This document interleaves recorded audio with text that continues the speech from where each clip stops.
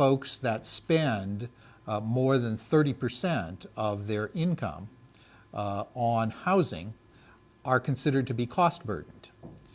Now what we know is the impact of that cost burden is that folks are cutting back on other expenses that are important, and one of the biggest ones, frankly, is health. And so we know people are cutting back on numbers of doctor visits.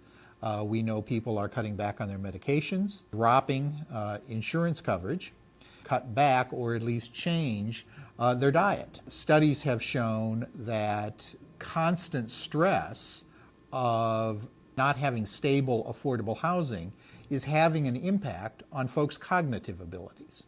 Something that we really believe, that housing is healthcare, because your physical health and your mental health, everything just kind of gets a little bit more in tune with each other when you know where you're sleeping at night, when you feel safe about where you're sleeping at night.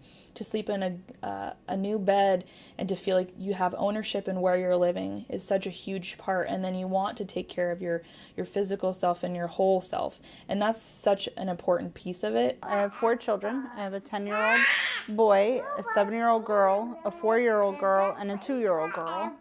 Right now I'm actually buying a house on contract. It's a 4-bedroom house. It's cheaper to buy on contract than it is to rent in Des Moines right now. So if I don't pay the rent, then everything I paid towards the house, they just take as rent instead of as payment. And at the end of 5 years, I have to be able to get a $20,000 mortgage, or they take the house from me and everything I've paid is rent. My house payment's over half of my budget.